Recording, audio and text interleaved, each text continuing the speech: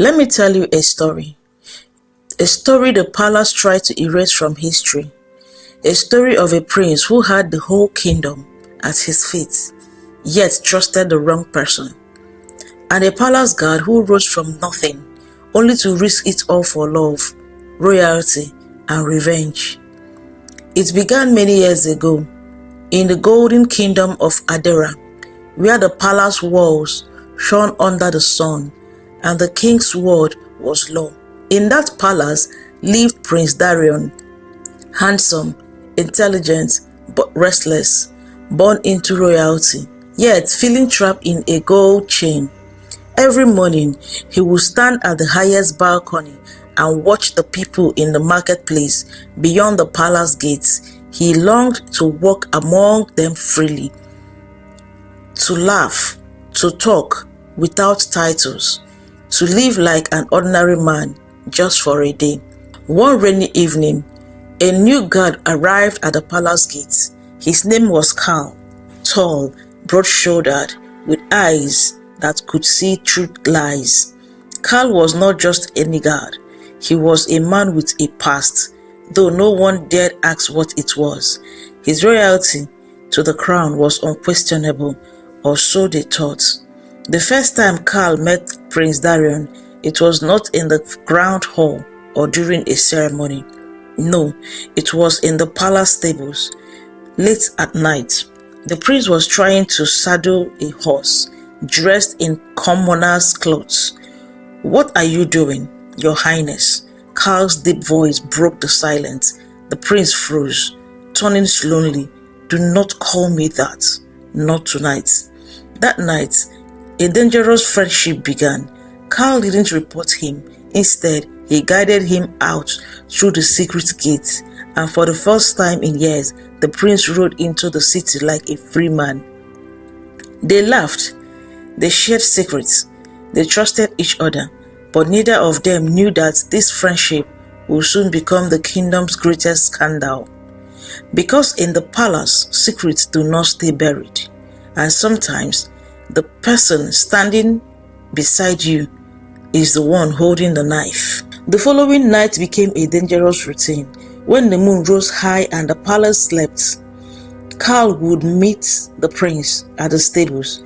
They would slip out through the hidden tunnels beneath the old fountain, a tunnel only a few trusted guards knew about.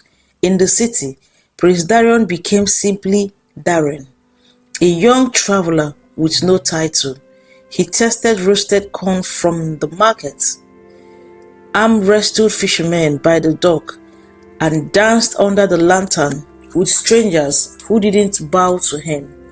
And Carl was always there, not as a guard, not as a servant, but as a friend. One evening, while they sat by the river, the prince threw a pebble into the water and asked Carl, "If you were me, would you be happy living in a palace forever?" Carl chuckled. A palace is a prison when your heart is outside its walls. Their eyes met for a moment, and something unspoken passed between them. It was in those silence that their bond deepened. But not everyone was blind to it. In the palace, whispers began. The queen mother noticed her son disappearing at all hours. The captain of the guards wondered why Carl was never at his post some nights. And then came Leora, the king's chosen bride for Prince Darion. She was beautiful, graceful, and cold as the marble floors she walked on. She had no love for the prince, but she loved the crown. And when she saw Carl, she recognized something dangerous in his eyes, something that could ruin her plans. One night, after a late ride, rain drenched them both. They hid under the stables, shivering, laughing. Darion reached out to brush the rain from Carl's hair, but his hands lingered too long. Carl stepped back, his voice low. "Your Highness, people talk." "Let them," Darion said, his voice softer than the rain. From that moment, something changed between them. It was no longer just friendship, it was something forbidden. But in the palace, forbidden things have a way of destroying everything. The palace was full of eyes that saw more than mouth dared to speak. It began with a stolen glance at the royal feast. Darion sat at the long golden table, Leola on his right and Carl standing guard in the shadow. Their eyes met across the room for just a heartbeat, but that was not enough. Enough for Leola to notice, enough for the Queen Mother to raise an eyebrow. Leola's jealousy was not born of love, but of power. She saw Carl as a threat, a man who could sway the prince's heart away from her influence. That night, when the feast was over, Leola sought Carl out. She found him sharpening his sword near the barracks. "You're a loyal guard, aren't you, Carl?" she began, her tone smooth as honey. "I serve the crown," he replied flatly. She smiled, but her eyes were cold. "Then serve it well. The prince has a duty, and distractions are dangerous." Carl didn't respond, but the warning sank into him like a blade. Days turned into weeks, and the tension between them grew heavier. Every time they met in secret, Darion's smile grew warmer, and Carl's heart grew weaker. But so did the danger. One moonlight night, they rode to the cliffs beyond the city. The wind howled, waves crashed far below, and the prince stood close enough for Carl to feel his breath. "I wish you could be more than my guard," Darion whispered. Carl's voice trembled. "And if I were, what then?" Darion didn't answer with words. His hand found Carl's, and for the first time, they didn't pull away. But far behind them, hidden among the rocks, someone was watching, a palace spy. By morning, the king himself had heard the whispers. He summoned Carl privately. "You are loyal to me, aren't you?" the king asked, his voice deep, heavy with suspicion. "Yes, your majesty." "Good. Then prove it. I want you to stay away from my son, unless you are protecting him with your life. Do I make myself clear?" Carl bowed. "Yes, your majesty." But in his heart, the promise was already broken, because sometimes the heart does not serve the crown. The air in the palace has changed. Every conversation felt like it had a hidden meaning. Every shadow seems to hold listening ears. Carl began to notice the other guards watching him closely. He could no longer move freely at night. The tunnel they once used was now guided. The laughter he and Darion shared in secret began to fade into tense, stolen moments. One evening, as Carl trained in the courtyard, the captain of the guard approached. "You have been here for months, Carl, but I've learned nothing about where you came from. Why is that?" Carl kept swinging his sword. "Because my past is not for gossip." The captain smirked. "Or maybe your past is what will destroy you." That night, Carl couldn't sleep. He remembered the truth. The one thing he had never told Darion, that he once served in the army of a rival kingdom, that his father had been executed for treason, that the king of Adera himself had ordered that execution. Yes, Carl had sworn loyalty to the crown, but in his heart, a seed of revenge had been planted long before he ever met the prince. And now, everything was tangled. The Queen Mother called Darion into her chamber. Her voice was slow and sharp. "My son, rumors travel faster than truth. End whatever foolishness you have with this guard, or I will end it for you." Darion's hands clenched. "You don't understand. Carl is different. I trust him." She leaned forward, "And that is exactly why he is dangerous." That same night, Leola visited the king privately. "My lord, Carl is not who he says he is. I have proof. If you are ready to see it." The king's jaw tightened. "Bring it to me, and if you are wrong, you will regret it." The trap was already being set. When Darion and Carl met in the garden later that night, the air was heavy. They are watching us, Carl said quietly. I don't care, Darion replied. You should, Carl whispered, his voice almost breaking, because if this continues, someone will die. Neither of them knew. The spy who had been following them was hiding behind the rose bushes. The rose bushes at that very moment. And by sunrise, their lives would never be the same again. The morning after the palace hid in the gardens, the palace was no longer the same. The sound of armored footsteps echoed down every hall. Guards whispered to each other, eyes darting like knives towards Carl. Prince Darion had barely woken when his chamber's door burst open by order to the king. The captain of the guards barked. Before Darion could speak, 2 guards stepped in and seized Carl, who had been standing watch just outside the prince's door. What is the meaning of this? Darion demanded. Your guard is under arrest, the captain replied coldly. For treason. Carl didn't struggle. He didn't speak. His eyes only searched for Darion's. But the prince was surrounded, helpless. They dragged Carl through the great wall, past the king's throne. The king himself sat there, holding a parchment sealed with a royal crest. This, the king said, lifting the parchment, is the truth about your so-called friend. His father was an enemy of this kingdom. He was executed for plotting against this very throne, and Carl was trained in the enemy's army before he ever set foot here. Darion stepped forward, his voice shaking. That doesn't mean he's guilty. But then Leola stepped out from the shadows. In her hands, she held a small dagger, a dagger engraved with the crest of the enemy kingdom. This was found in his quarters, she said, her voice smooth with triumph. Gasps filled the wall. Darion looked at Carl, searching his face for denial, but Carl said nothing, no one word. The silence felt like a confession. Take him to the dungeon, the king ordered, and the sunrise tomorrow, he will hang.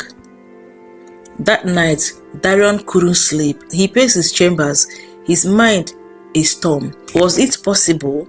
Had Carl truly betrayed him? Or was this all a trap? Finally, he couldn't take it any longer. He took a lantern and slipped into the palace under walls, making his way towards the dungeon. The dungeon was cold, smelling of rust and damp stone. Carl was chained to the wall, his head lowered. When he saw Darion, he finally spoke. They are lying, Carl whispered. Yes, my father was killed by your king. Yes, I once wore the enemy's color, but I never came here to harm you. I came here to serve and to watch over you. Darion's voice was raw. Then, why didn't you defend yourself? Carl's eyes darkened. Because the truth won't save me. The decision has already been made.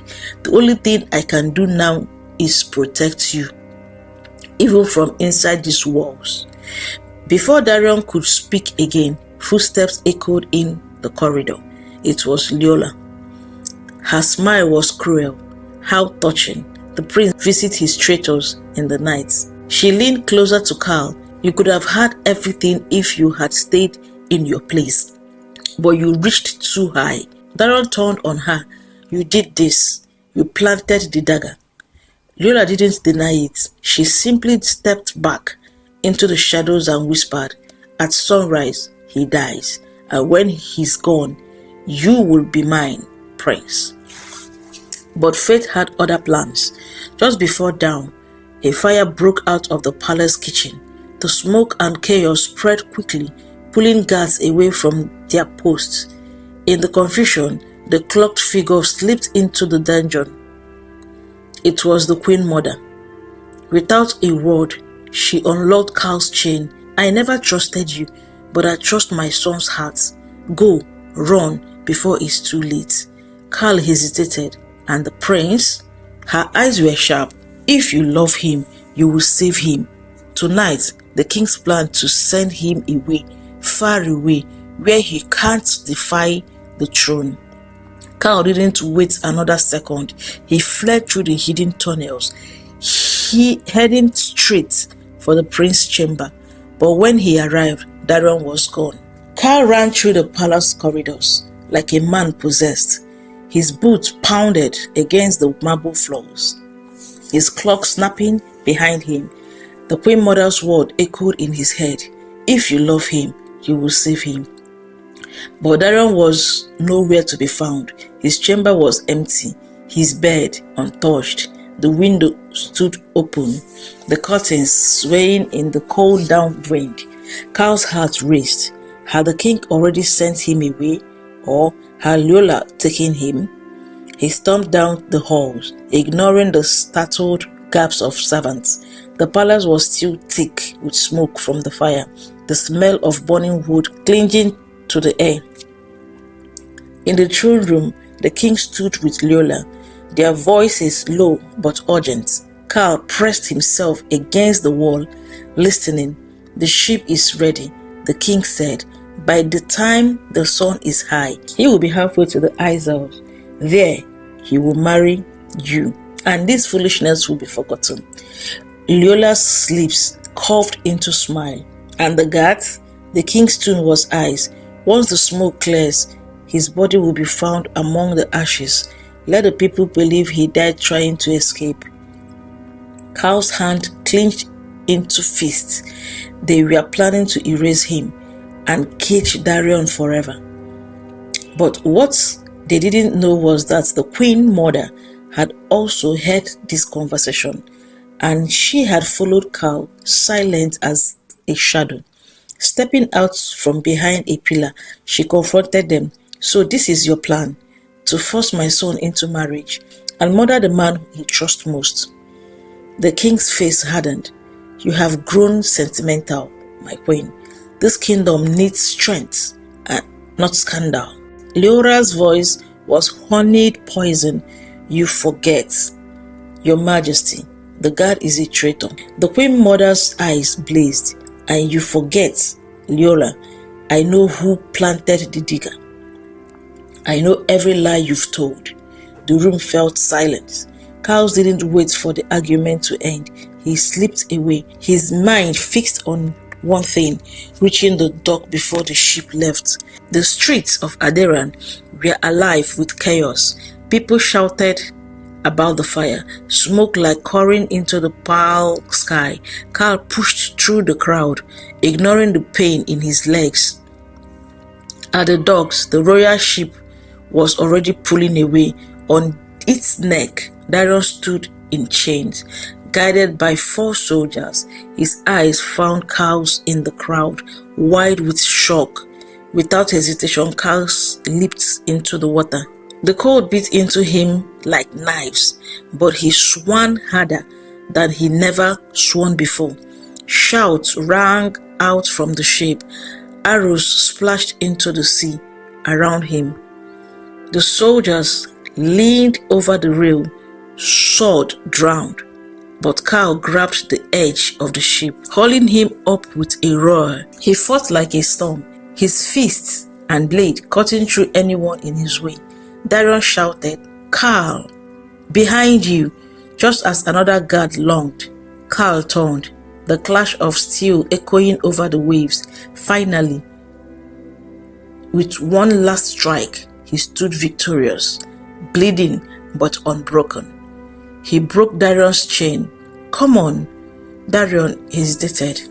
If we run, they will haunt us forever. Cal's gaze was fierce. Then let them. I'd rather die running with you than live without you. They dove back into the water, swimming for the shore. When they emerged, soaked and breathless, the Queen Mother was waiting with horses. I bought you minutes, she said. No more. Go. Leave Adira and never return. Darion's voice trembled. Mother, you will be in danger. She cut him off. I was a queen before I was a mother. I know how to survive. But if you stay, Neither of you will. There was no time for goodbyes. They mounted the horses and vanished into the forests. Months passed. The kingdom of Adera told a story that Prince Darion had been kidnapped by traitors, and the brave guard Karl had denied in the attempt to save him. Statues were raised, songs were sung, but far away in the quiet coastal village, two men lived in peace under false names. They fished at sunrise, told stories by the fire, and walked the markets like ordinary people. Darion would sometimes look at Karl and say, "Do you ever regret it, leaving everything behind?" Karl would smile faintly. "I only regret not meeting you sooner." Yet, in the palace, Leola's reign never began. The Queen Mother revealed Leola's lies to the court, and the king, humiliated, sent her away in disgrace. But he never stopped searching for his son. And somewhere deep in the royal archives, hidden behind sealed scrolls, lay a letter in the Queen's Mother's handwriting. When the time is right, the prince will return, and when he does, he will not come alone.